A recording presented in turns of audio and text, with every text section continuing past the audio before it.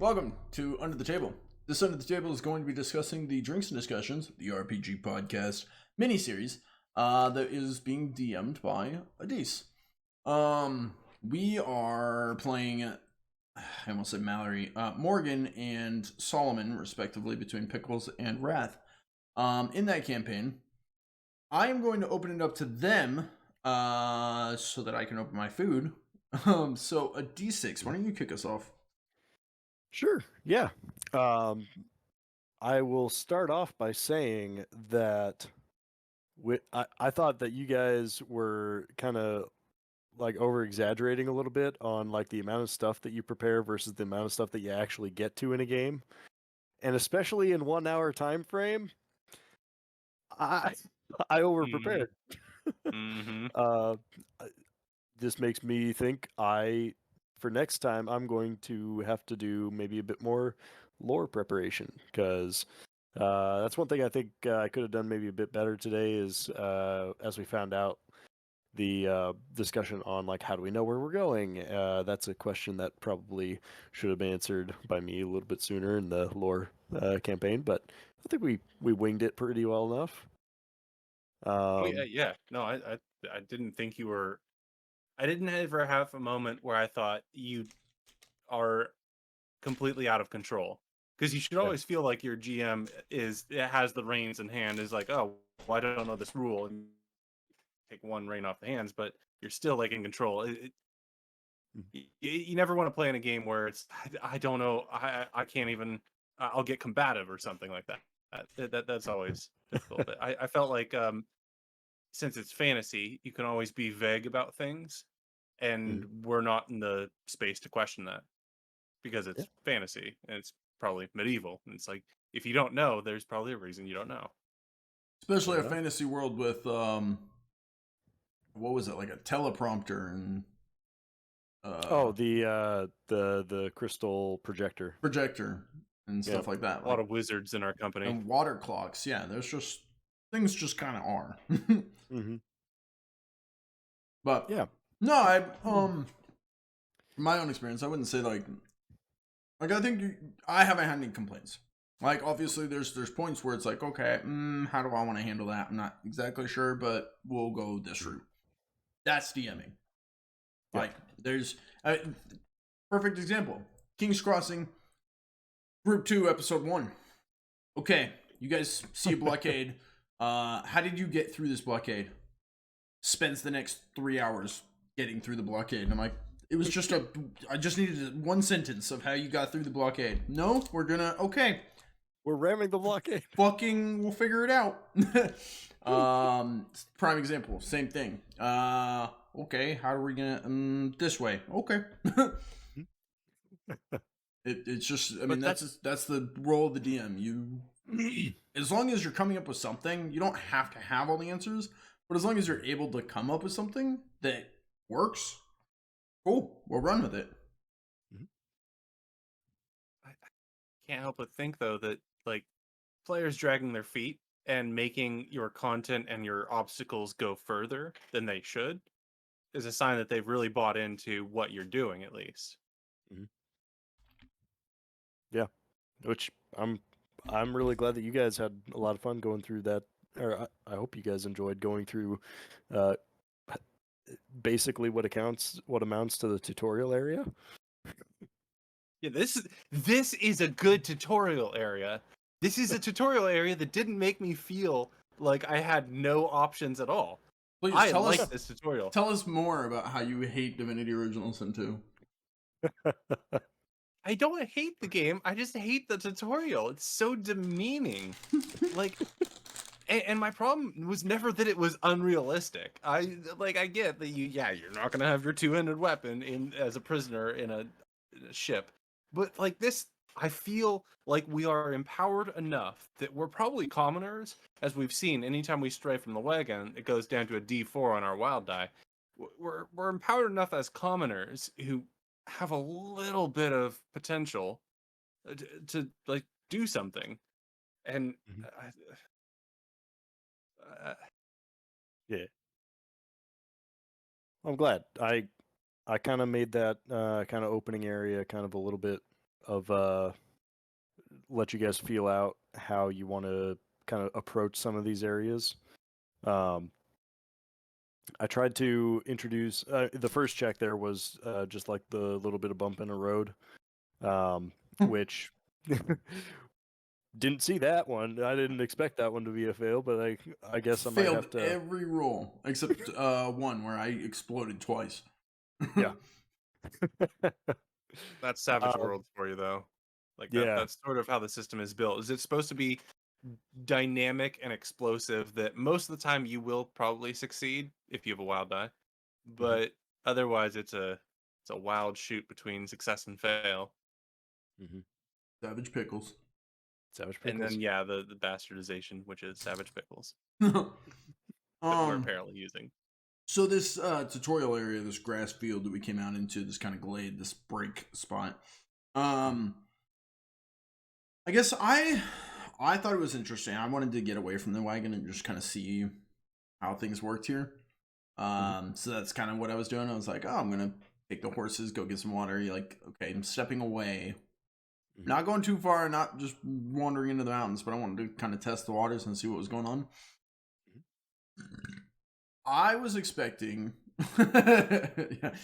I was expecting, that's my punctuation. I was expecting Pickles to do the opposite. You're the cook, you're the you called it a steward.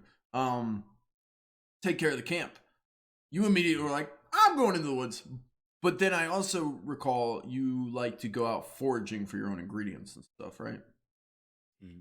Yeah, and my idea for the character was that she, in general, she's a witch. She's used to being in the woods by herself or with a few like-minded people, and that's usually a temporary thing where you're exchanging knowledge or you're being taught as an apprentice how to do magics of sorts or do herbalism. So she's not like a people person mostly, and so maybe this in the this is future, a maybe gig. I need to change my approach. Maybe because I don't think we should just abandon our wagon. No, we park shouldn't. and we're both like, okay, later. So I think in the future, maybe I need to take on more of a steward role, which I'm perfectly fine with. My guy's kind of your butler, so maybe like it would make perfect sense to me if my guy was like, help the passengers out of the wagon, I don't know, set up camp, stuff like that. Like my guy can be doing camp stuff while you go out and forage. Yep. I mean, that makes sense. I did just want to say though that these initial character flaws are ones that I intended to like have the character progress through, as opposed to a static character trait. Like the idea What do of you see as a somebody character flaw? the flighty behavior, needing to be away from her responsibilities, perhaps. Like the concept of a character curious to her death is the main theme there that I put, because obviously I wanted to play that out. What does that Like mean that's exactly? something. What is the curious to her death? Like, does that just mean you're super curious? It might come and bring about your death, or you're curious as to how you die. I think more of the first one. Oh, okay. Like if there is a traditional like dungeon crawler scene where she needs to jump over a like pit that has spikes in it, and there's treasure over there, she can see the treasure. It's like, well, I could probably make the jump.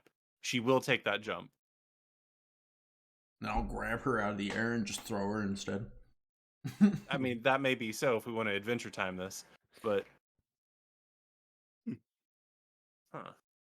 Oh. This does actually feel a little adventure timey. I never watched.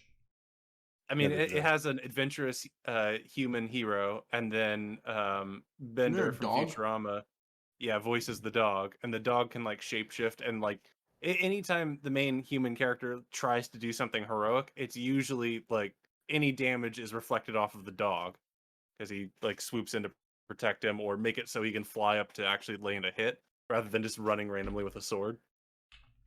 And I kind of get a little bit of those vibes there with Solomon, is that Morgan might put herself in a bad position, but Relentless Guardian.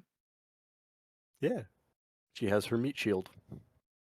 Well, he maybe not meat shield because Flesh. minus all the meat. Flesh shield. Devoted guardian.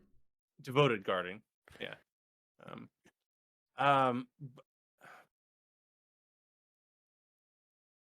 Yeah, I like the dynamic we have between our characters here, where we both have some expectations of standards and also some needs in a sense. You added being very hungry.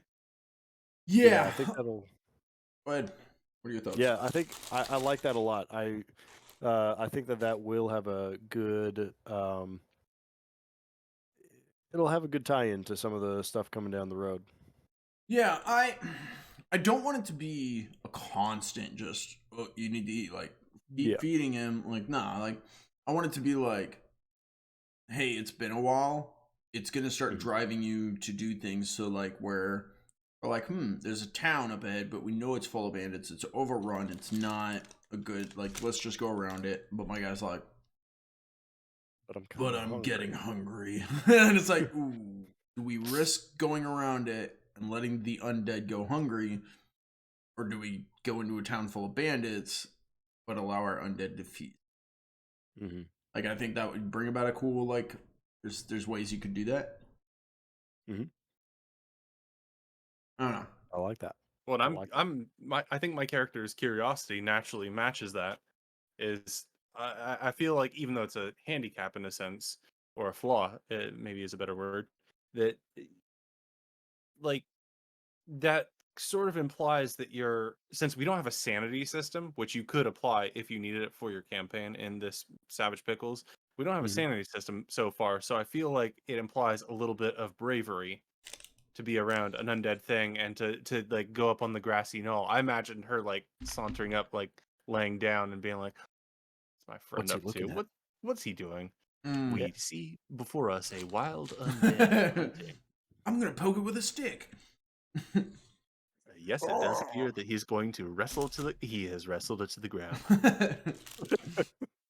That probably would be like, could you imagine like introducing a new character to the party? And the party is like, you guys hear something over the brush, and I don't know if you could do this in a D&D party, but it would be really cool. You'd have to have like someone like surprise guest that they don't know is joining or something. And you're like, you hear something, they're like, we want to sneak up on it.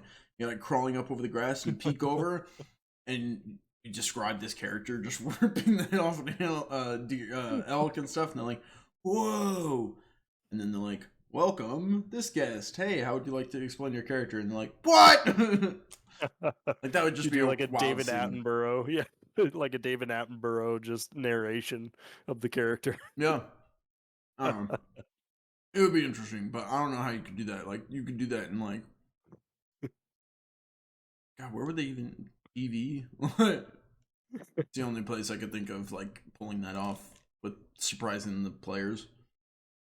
Mm-hmm. You'd have to do like a live taping, I guess. But speaking of like extra people and extra players, as a first time GM, how are you feeling with the player load here? And I mean that in two senses. I mean like in the sense of people coming at you with like what they want to have happen and being able to juggle multiple players at once, but also the diversity of ideas in the sense that the more players you have, the more ideas there are, the more you have to play off of. Yeah, Theoretically, with low players.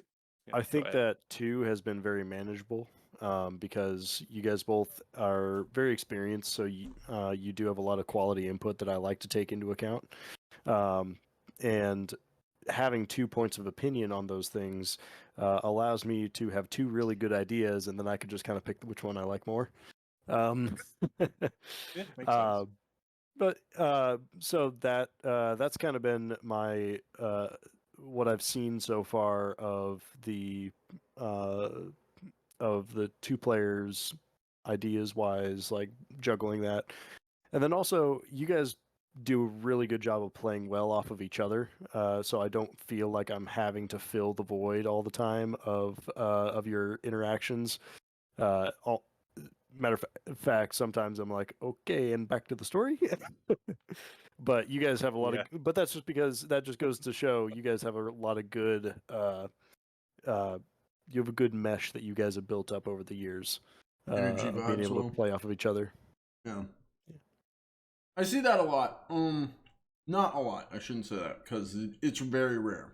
But I will say, between Pickles and I, we have 15 years, give or take, of hanging out, being friends, understanding kind of how each other work, playing games together, understanding how we are as players. He's DM'd for me for 15 years. I've DM'd for him for like one. No, yeah, for a little bit.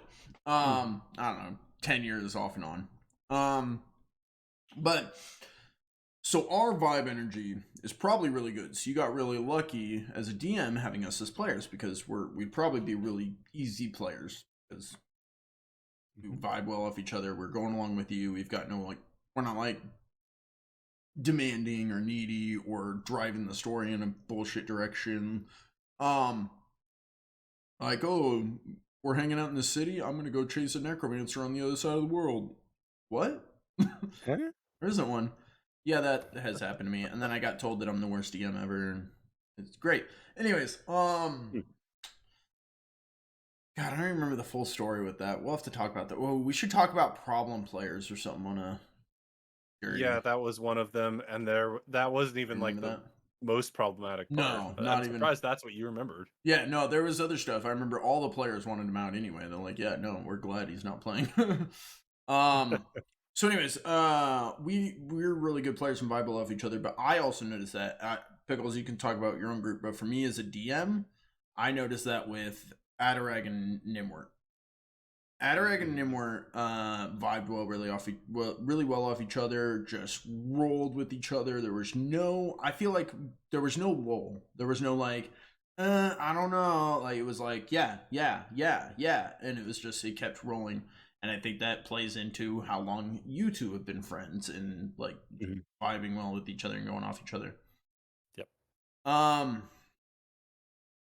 The other one that I'm going to note wasn't as strong, but it was very interesting. Grunkle and Torvekic had very interesting, and I think one was because they play similar characters. They're melee, like combat focused, both driven. Military. Military. The second was that it's interesting because Torvekic is played by Fred, not the most experienced RPG player, not the most experienced GTRPG player. Somewhat new to it. I think he said we're in like his top 5 games, like he's within 5 games or something. So not super experienced. So it's not like, and Fred and Pickles, you guys haven't known each other that long, so it's not like a super well built connection vibe. I think it's just a freak accident where we got 2 players who were playing 2 characters who just mesh really well with each other and with the setting, to where it just kind of the pieces just happen to fit, and it's like, oh, sweet. I don't know. Correct me if I'm wrong there, Pickles. I know we're not talking about King's Crossing, but Well, what are your thoughts on this is just player a throwback energy? it's a throwback to like the idea that I was talking about of doing like one of the drinks and discussions about how there's problem players, and I was going to throw myself under the bus because I, as a player, believe that my general style can be problematic. I come to the table with a very, very strong idea of what I want to play, and I'm very selective about usually who I'm having be a GM for me. But like that comes with problems when a character or when a player knows exactly what they want their character to do and be like, I want to be able to breathe fire and be able to fly through the sky. I'm a dragonborn, and I, like, if that's not within the confines of the campaign, or it's like this is you do get this is a like nobility campaign where we're like in the halls, it's gonna be Game of Thrones, then it's like that character will not have a good time. And so I feel like that's when a player who really wants to do their own thing specifically can be a problem. And I don't know, I feel very rambly right now, but that's where I see myself is I join into something and I have a very strong idea of what I want to play, and I try not to be a problem by aligning with what I hope you're trying to do as the storyteller. Like, you give us a break, and to me, we've already indulged the setting, we've bitten into the hook, we are on the adventure, and from there, anything you stop us at is going to be an obstacle. And if it's an obstacle, that means you want us to interact with it, or be a stick in the mud, not interact with it, and say it's just playing your character. I mean, Yeah, it could go curious. multiple ways in that regard. I mean, off that example, it could be, hey, there's a fucking, I don't know, a river. Okay, do you cross at the shallow end? Do you cross where you're at, like where the road is, but that's a deep end? Or do you go up and try and find a bridge? Like, interacting with it could be one option, but maybe a whole nother option is, we're going to add a day to our trip, but it's so that we don't lose our wagon. I'm gonna go left and try and find a bridge. Like, yeah, I'm not interacting with it, but he could throw all kinds of stuff into the left that, you know, that's a bad example probably, but I'm just saying, like, you maybe not interact it. Like, a tree is falling over the road. Do you stop and deal with it? Seems like an ambush point. No. I'm gonna go back to the fork on the road and go around. I don't know. Just whiff on maybe, ideas. maybe there's chances where it's like, yeah, I could interact with this, but I'd rather not. And does that make me a bad player, or does it just, it's a different opportunity to throw other stuff in? I don't take this offensively at all. This is sort of my brutal take of you here. It is very clear to me as a player in your storytelling that you have a strong, like, engineering background. Is you have very exact descriptions of specific things. And to me, like, coming from the 90s point and click adventure games, the things that are highlighted by description or on screen by being literally more detailed really draw me in. But I do think that you're not overly wordy. Like, what your descriptions are bring us into the setting. It's just enough to be a good description, and you give a lot of detail, but it's just enough. And that is my general analysis.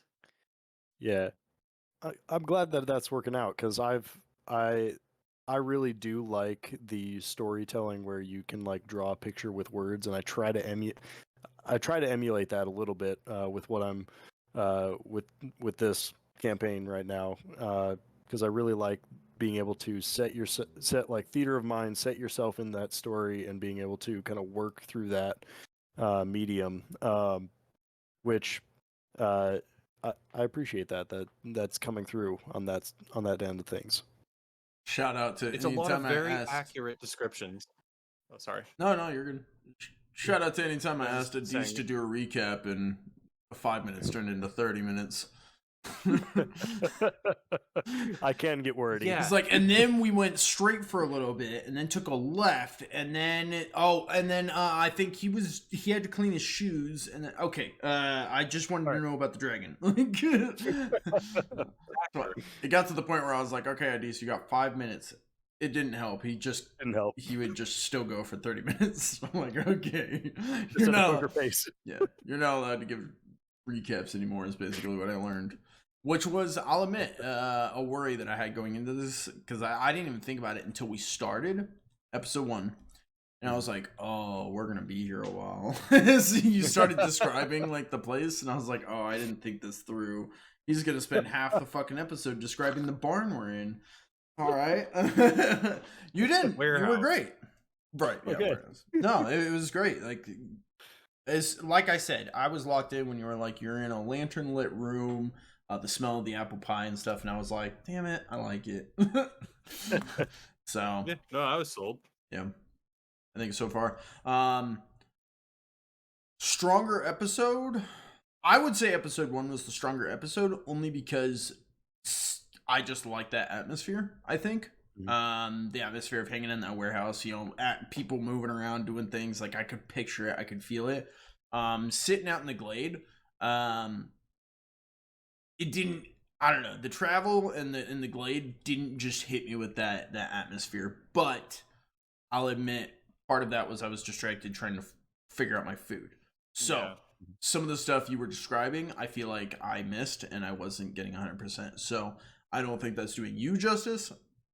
It's not doing me justice as a player. So I'm going to try and avoid that in the future. I think it's worth, that's like when I'm a DM, I don't like people playing on their phone or, doing whatever on, pay attention so that everyone gets the most out of it. And I think this is a prime example. I was distracted. Sorry, everyone. I was really hungry. But lesson learned for me. Hey, next time, make sure I'm not distracted. I've got everything beforehand so that way I don't miss out on those kind of key moments. Because I think this episode was lesser only because I wasn't as paying as much attention. And so going forward, fix that. I want to jump in right now and agree, because you need to go back and listen to the description. I felt a very mild sense of dread, as is like, okay, we're going through Happy Meadow, and I was like, yeah, shout out, yeah. And then you go into some trees, and it's beginning to go down, and there's fog everywhere, and your description, with the coloring of the light changing to blue hues as we go down into the switchbacks, I was like, oh fuck, I don't know about this, guys. Okay, we need. Where's my spirit box? Do you have UV? I remember Morgan popped out and was like, "Are we supposed to be going down?" And I was sitting here, I was like, "Are we going down?" I think so. I was like, Yeah. I was like, I remember hearing switchback, and I remember hearing the light was turning blue. We're going down. I'm following the horses, and so again, it's on me. We'll work on it in the future. Yeah. I just want D6 to know that was not lost on me. I was witness. Thank you. Yeah, but all good. Did you guys like the amount of dice rolling? Could you go with a little more? Maybe a little less? Was it too much? How'd you guys feel with the number of checks that we did?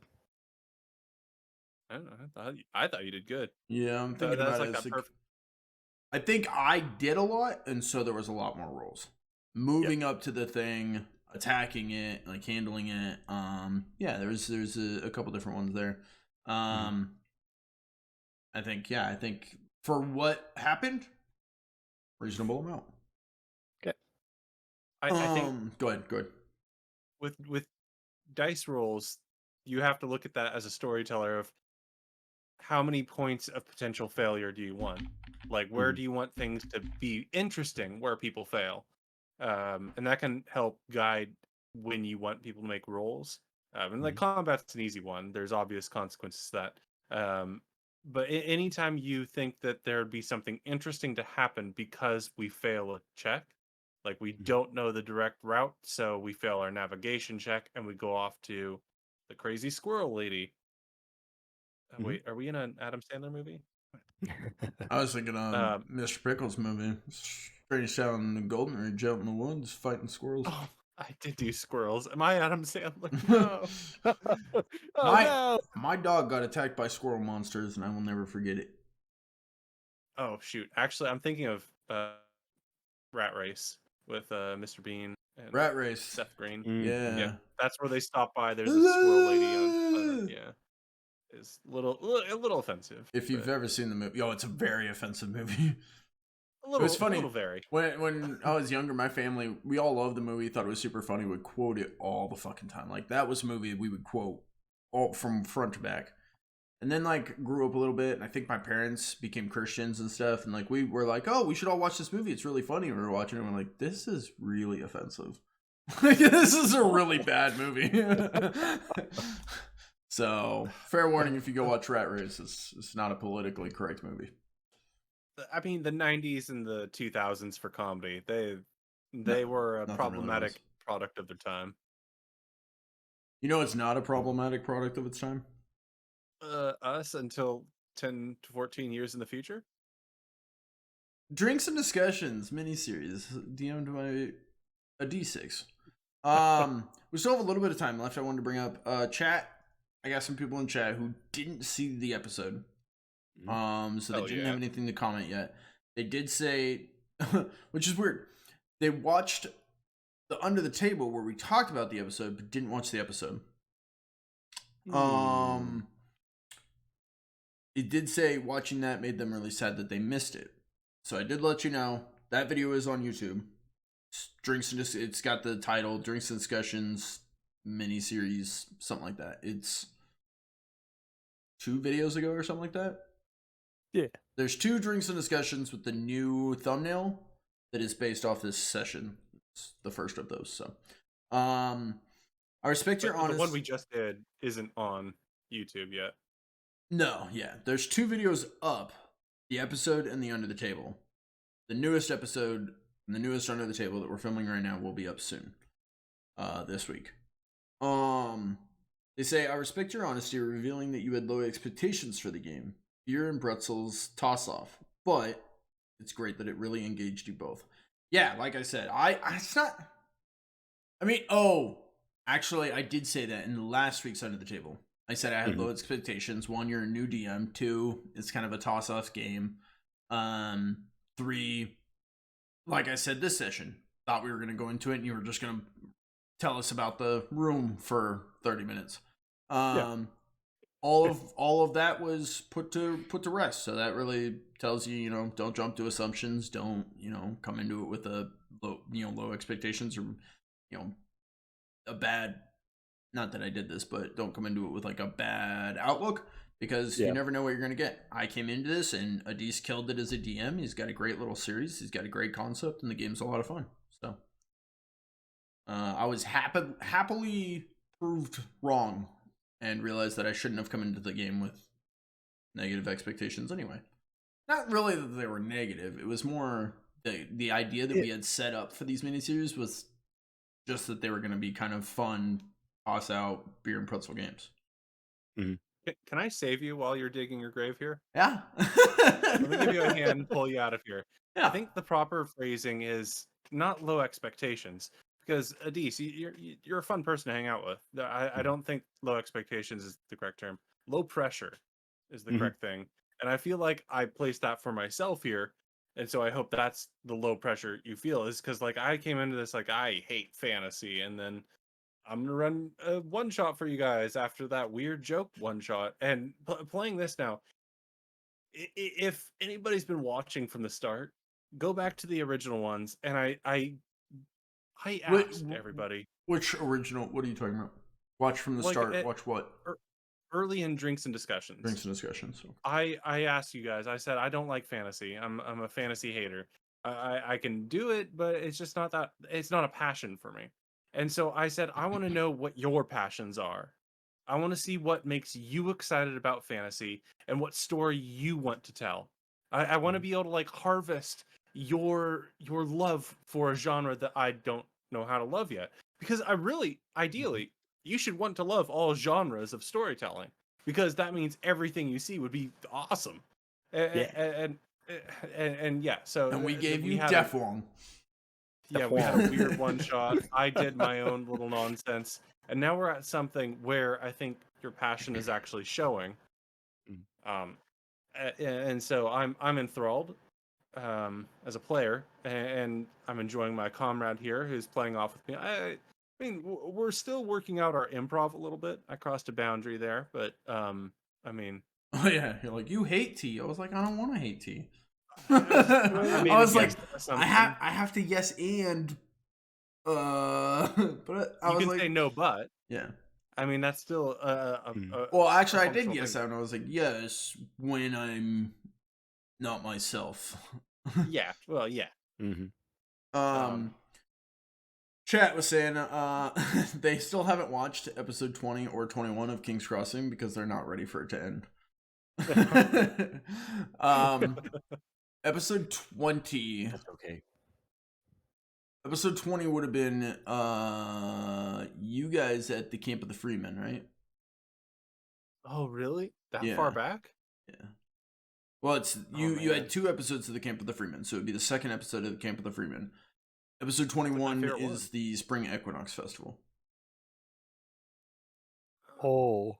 Yeah. That was So, though. Don't drop spoilers if they haven't seen them, but it's I mean, okay, I will say. I would say episode 20 was a really good one too. A lot of big things happen in that one. Did you watch it? Yeah. Yeah, Yeah. that was a good one. Yeah. You 20 see and that 21. Grunkle learned some stuff in Uncle learned the some camp stuff of and the. forgot entirely about Yep. it. Grunkle work 40 hours a week as accounts payable. Grunkle get home and just go. Notice I'm have an you guys ogre. have you guys noticed that Pickles takes notes for his game? Okay, no. Okay, hold on, because I got Let him take notes for I King's Crossing. no, that's not James the case. is like, my dad's name is Atlas. Pickles is like, shut up, I don't know anything. I finally bought a $2 notebook pad thing. Then I'm like, because my virtual notes really aren't that good. I don't remember them as well, and I don't take as good of notes. Yeah, Like I think we love talked about this Evernote. on a Drinks and Discussions. Yeah, and I just feel like it's worth reiterating. Evernote, I love it. It's a good way to organize things, but it's better for me to like transcribe it onto Evernote and organize it there where I can reference it later. Yeah. But like if I just type it there, I forget it and I take mediocre notes and I draw pictures and like physical is better for me to learn. So and I realized that and I was like, well, you know what? I'm dropping the ball constantly in King's Crossing. And because I'm an ogre, then I just move forward, my belly would hit it, and I'd have to move forward again, my belly would hit it. And it's like you can't pick up the ball at that point. It becomes a joke. I realize you're rambling off on like a tangent, but that actually made sense. That actually was a good analogy. Yeah. It was a wonderful analogy. Yeah, I like and so I'm trying to right my wrongs and just use a $2 freaking notebook. It's very Just helpful. write things down. I know I'll do better as a player. Joseph O'Leary is our taskmaster. And Also, the company is called Turtle is Transport. no, Also helps to Turtle is have good Transport. handwriting so you can read what you wrote. And it's Tuttle's Transport. It's somehow easier for me to write down Adise picked up a funky mime knife like on paper rather than go to the like their specific character sheet and just be like knife, creepy knife, mime knife. Like it's Mime knife. easier just to write it down in the moment and then transcribe it later. Yeah. Chat has popped off a bunch of things, so I'm gonna go through these. If the various games are in playlists, I can binge them. Yes. It's I was just talking about this. It's not very well organized. The Drinks and Discussions playlist is literally just labeled Drinks and Discussions 1 through whatever we're on. So they're not labeled in a way to where you could like find the specific games. I'm sorry, but I'll even admit, Drinks and Discussions episode 1 rough. First try, we were kind of all over the place. It was kind of wild and sporadic. But I will admit, I don't remember. I don't know. I think you popped in at the end. I think it was back when we were doing like 2 or 3 long. I think it was a 3-hour long podcast. And it was where we would talk about everything and then re-talk about everything when more people joined because it would just be us two. Oh yeah, because I'm the guy that would the join you. Yeah. But you and then Tough Nuts used to show up, and some other people. I think Fred used to show up. Anyways, so once you get into the later episodes of Drinks and Discussions, we have some really good conversations, some really good like focused stuff where we've broken down. I think we did a whole series about like what does it mean to be a DM? What does it mean to be a player? Like what is D&D? What does that even mean? We did a great one where we did a what's it called? A bracket like roster game where we discussed the best RPGs of all time. That was a really good one. I like that. That one actually winning. No one ever watched him or commented, so we don't know. I won. No, I in the won. comment section. Yeah, I got the highest dice roll. If go back and comment, Pickles won. Obviously, someone go watch that Diablo video and 2. decide which roster. Because what we did is each player built their own roster of I think the top 5 RPGs of all time, and then people were supposed to comment and decide which roster you think would win. Put Diablo 2 on my list. I won. Like the moment I put Diablo 2 on my list, You had some interesting. You all Pirates of the Caribbean. What I think there was. Oh my god! Someone did comment, and I think there was one comment, and it was like, "I played Pirates of the Caribbean online." Okay, yeah. So if you wanna binge the Drinks and Discussions playlist, it's a great playlist. Takes some time to get up to where they get better, but it does get better. I thought they were all awesome. I always had fun showing up. Good, makes me happy. That is really high praise from a quality content provider GM to another GM. Saying that what we've been complimenting you on is high praise coming from people like us. Yeah. Oh yeah, well, I've learned from some really good DMs. You do have you have some solid DMs between Tough Nuts, even Tough Nuts. I mean, he's a newer DM too, but he's come to me. Well, he used to. He doesn't really talk to me anymore. He used to come to me with I know, I was calling him out. He used to come to me when he had like stuff he was prepping for your games and stuff. And he's like, "What do you think of this? What is this?" And I was like, "Damn, dude, he's putting in the work." Yeah. I mean, I've been on his case because we need to do another session of Minds of Fendelver, but maybe that's like the one issue that I have is the infrequency. But we're all just busy people, and getting 6 people together has been tricky. And now one of them's going to be moving off, and we're going to have to figure out some sort of live streaming thing for them. Yeah, it does take some time. Oh yeah, because they moved away. Yeah. We're gonna get to see their game online. It's coming to stream. Coming to stream near you. To burn through some of these other comments. The Pickles is a fantasy hater? Question mark. Before you do anything, go watch Drinks and Discussions. We discussed that. That was actually, I make my case. I think that was almost a whole episode where we broke into that.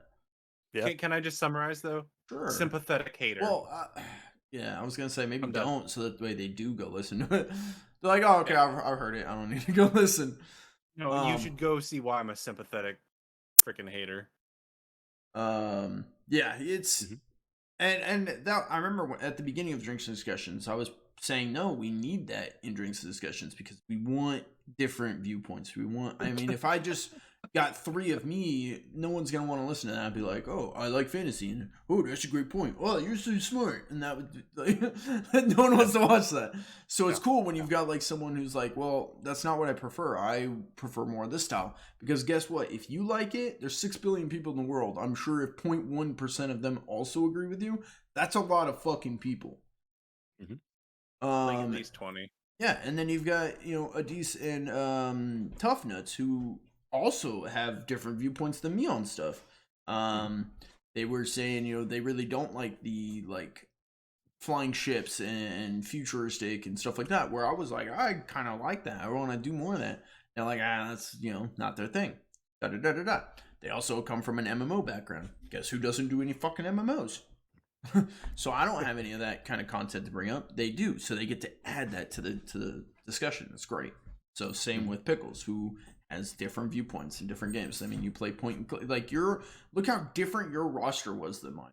You know why? Because we have different viewpoints on stuff like that, and I was so happy that you were there to contribute that because, actually, even Pirates of the Caribbean Online. Guess what? There are people in chat right now going, "I love that game." All caps. I loved Potco, which actually took me a second to figure out what that meant. Oh yeah, I know. Yeah, It was. I was so dismayed when I logged on like a couple of years later and found that the servers had shut down. I was like, I'd never even heard of it. You brought it up. I was like, that's a game? I sank so much time into that game.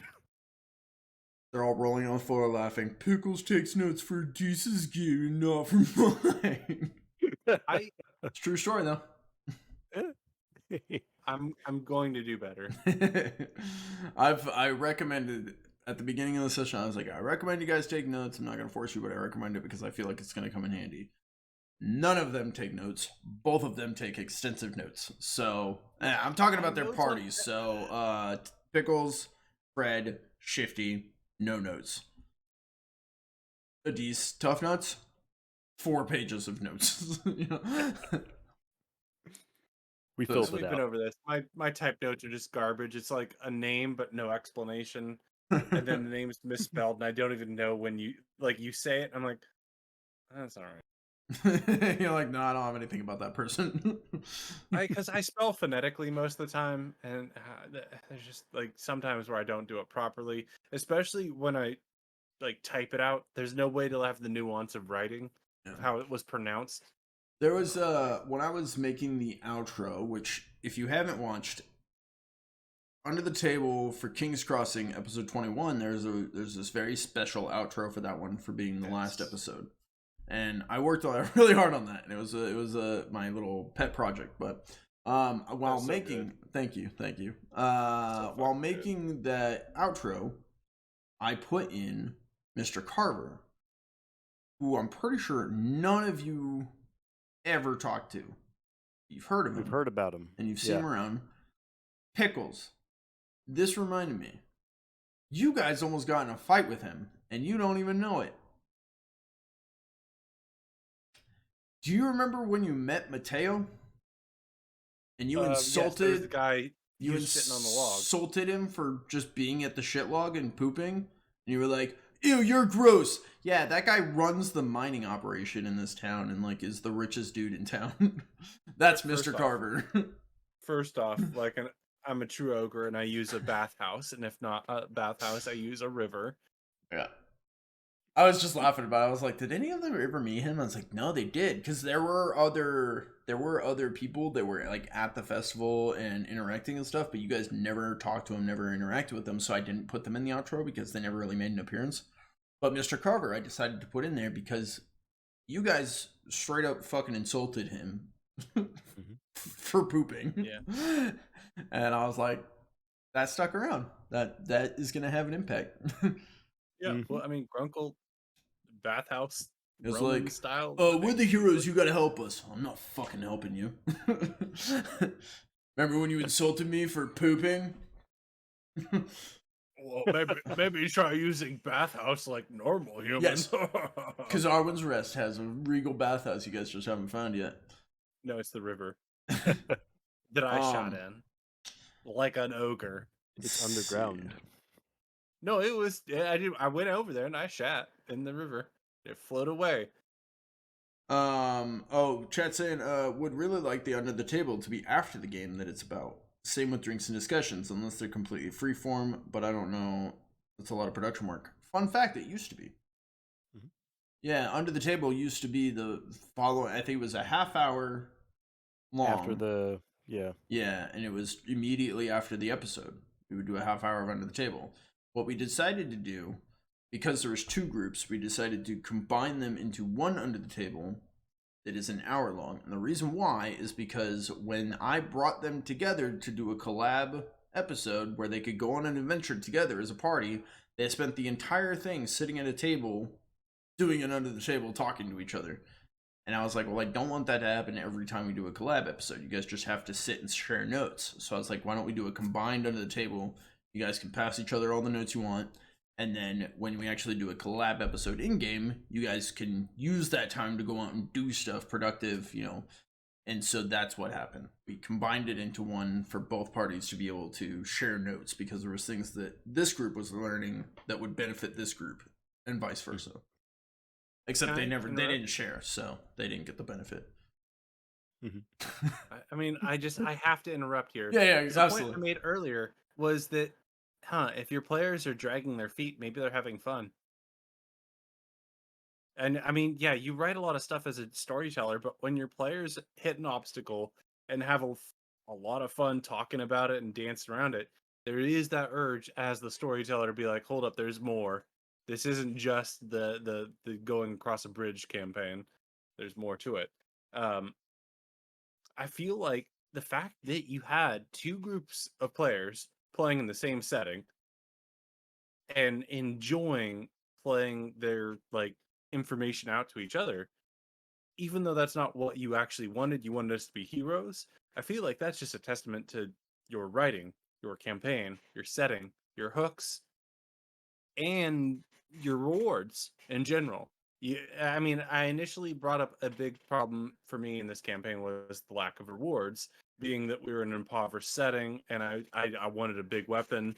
and that kind of thing. And I feel like you adapted very well with that to make something that I'm agreeable with, even though I'm the problematic player, and that everybody's agreeable with. What? This is on another topic, but what do you think that I did that worked for what you wanted? Sorry, you just said it and I'm losing the words, but you said that I did something that hit that for you, and like I wanted to see that there was life in the town, at least as a player. Like, I want there to be a place where there are people. So and when we seeing came back to the other side of the players who have interacted with Frankie and Hopkins, and you guys are like, whoa, we didn't even know these people. There are more people in this town. That's what you're talking about? Yeah, because in the initial like adventures, like sessions, there was like comments of, well, there is no general store. There is nowhere you can go. This is the only place. There's nobody else. Was there a reason for that, Adise? There was a very big reason for that. Yes, and we've learned that, but it, like, at the time, it's like, well, goddamn, why are we at this place if it's only like 7 people? And I feel like when we came back, we got to learn about more people and more characters, and I feel like that was a critical turning point for me as a player to be like, okay, yeah, no, I get it. I'm a hero. Yeah. I want There's to help also people. two sides. I mean, you guys got to town and then met just some people that were hanging out in the Hobbs Lodge and then left. They spent, I think, like, of their 10 episodes, they probably spent 5 of them in town. We're a big planning crew. Yeah. So they got to interact a lot more with that, whereas you guys saw a lot more of what's outside the town than they did. So it was interesting to have, then they get to learn a little bit more. But to go back to your point, God, this has turned into an under the table for King's Crossing. I apologize. But to go back to your point, you said it's a testament to our writing and everything. I'm happy that you guys sat and discussed and passed notes, absolutely. But I didn't want that to take up under the table. So that's why I said, let's have a combine, no, I didn't want to take up the session, excuse me. So let's have a combined under the table where you guys can pass notes. I put the stipulation, if you guys aren't together, then don't give away spoilers. But if you guys are together, then you guys can share whatever because you're together. You can talk, like as in you're both in town, kind of thing. Yeah. So that's where I liked that you guys wanted to share. I encouraged that. Let's combine the under the table so you guys can do that every week. But when we have these big collab episodes where I can get all my players together, I want it to be like a big occasion where we get to go do something, not just, okay, let's sit around and talk. You see what I'm saying? And now that King's Crossing is on hiatus, it's just Mr. Pickles and the show that a few people show up to. I love it. I get to be a player. I love it too. Not get stressed about my games. It's a really nice mental break. Emphasis on the break part. To bring us back to mental breaks. Oh yeah, my mental break. To bring us back to Adises, we have more comments about that. A big one from chat. Are there any common knowledge details about Adises' campaign that he thinks would help players or viewers grasp what's going on?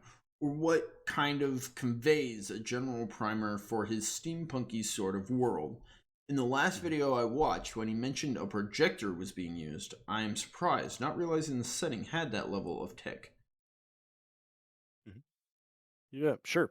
So essentially, we kind of got into this a little bit more, but we talked. Wrath, you mentioned that there was actually or was it Pickles? You mentioned there was a system that actually incorporated like modern sorts of things with a magical aspect to it. Are you talking Numenera? Yep, Yeah, Numenera. Yeah. Numenera, yes. That's kind of really interesting deep dive. Yeah, so that's. And I have to jump off pretty soon. So no, yeah, we can't get into Numenera, but if you ever do look up Numenera, anyone, it's a very interesting system and setting. I almost did a game in it one time. It's very interesting. I won't get into it now. We'll get into that another time. Maybe that can be a topic for another Drinks and Discussions. But as kind of a briefer, there is some sort of there is like a little bit of a technological advancement going on, but through a more magical sort of lens. So instead of having a mechanical projector that throws light through slides and throws it up on a screen, instead it's more of a recording on a like a crystal phylactery of some sort that emits the light into and casts it on a screen or something like that. To wrap this up, because I know Pickles is trying to jump. I think it would be really cool, and this is something that I need to do, and I think would be really great for you guys to do.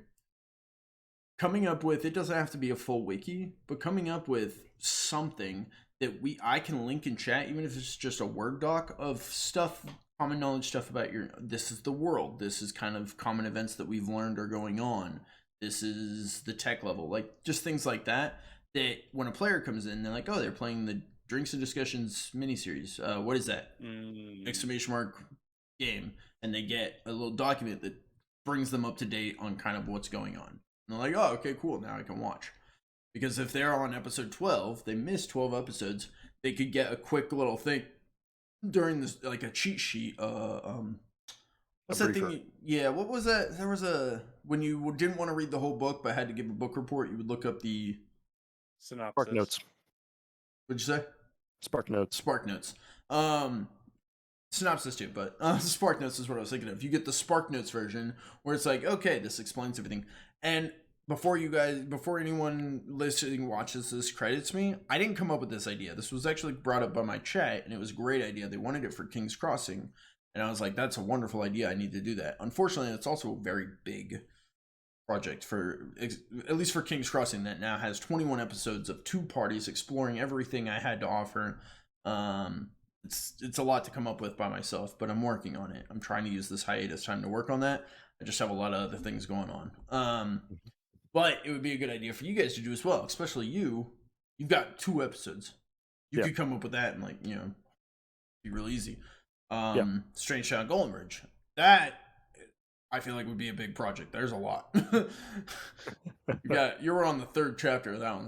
That's a lot, but I think it would be really helpful because that's a confusing one too. So if somebody had like helpful notes to like kind of bring them up to speed on what's going on, even if they don't make sense, at least it would give them an idea. What fucking mimes and like squirrels. It's confusing. But once you get it, it's great. It's fun. It's fucking wild. And something about the French. Yeah, something about the French. Yeah, I know. It reminds me of SCP. If anyone, I'm not super familiar with SCP, but if anyone knows anything about SCP, yeah, it reminds me of SCP. So SCP stuff. If you're okay with that, you'll love Strange Shadow Golden Ridge. But any last thoughts?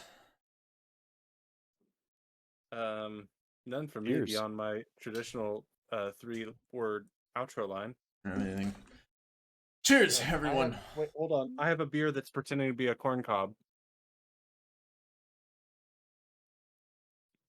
Well, you can't see it, but they donate money to farmers. I don't know. Bush. That's it from us. Thanks for watching Under the Table. Hopefully we see you guys in the next video. Plenty of things to check out over on the YouTube channel. If you're all watching this on YouTube, thanks so much. Hopefully you drop a like if you enjoyed it. You guys can always subscribe to the YouTube channel. We've got things going on like Divinity Original Sin playthrough 2. Divinity Original Sin 2 playthrough done by us right here. So we do make up the Battle Buddies, our brand new little stream team YouTube group, whatever, of gamers who go through all these different things. We've got Drinks and Discussions. We've got games like Phasmophobia, the new one, Labyrinthine. What are you doing? You're just holding things.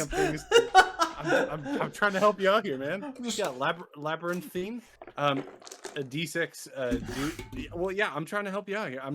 We're stacking things. We have so many things. So many things in my hands. True. Anyways, that's it from us. Go check out all the things. Drop likes and comments on all of them, and we will see you in the next videos. Bye. Cheers. I love you. It's aggressive. Well, that sounds scarier. Sorry. Let me sound a little bit more flippant. Forceful. I love you. Much better.